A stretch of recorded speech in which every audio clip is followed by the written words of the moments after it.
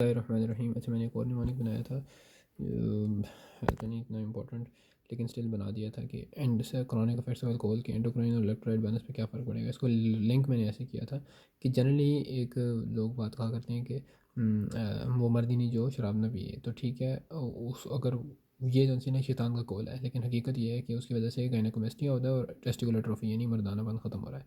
ठीक है, और चाहे सिरोसिस हुई भी हो बंदे को ना हुई हो, ठीक है, ये एंडोक्राइन सिस्टम के साथ इफेक्ट आ गया।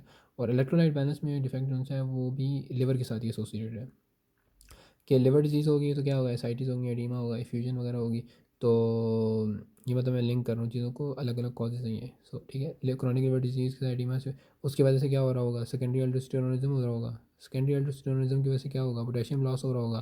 तो पोटेशियम लॉस की एक और वजह जो है वॉमिटिंग है, और वॉमिटिंग की वजह से पोटेशियम लॉस होता है। और पोटेशियम लॉस की वजह से क्या होगा कि वो पोटेशियम का लिंक जो है वो हमारे पास ग्लूकोज मेटाबॉलिज्म के साथ भी होता है। तो हमारे पास हाइपोग्लाइसीमिया और कीटोसिस, जो कि बेसिकली कॉर्टिसोल या ग्रोथ हार्मोन की वजह से आ रहा होगा। एल्डोस्टेरोनिज्म के साथ कॉर्टिसोल भी लिंक कर सकते हो, लेकिन बहरहाल हाइपोग्लाइसीमिया भी लिंक कर लिया तो इलेक्ट्रोलाइट बैलेंस के कॉजेज जो हैं वो हमारे पास हो जाती हैं, क्योंकि हाइपोग्लाइसीमिया होता है ना अल्कोहल के अंदर, और कीटोसिस भी हो सकता है अल्कोहल के अंदर, क्योंकि अवेलेबिलिटी फैक्टर्स का एक्सेसिव रिलीज भी हो सकता है अल्कोहल की वजह से, या कॉर्टिसोल और ग्रोथ हार्मोन वगैरह भी इसमें किरदार अदा कर सकते हैं।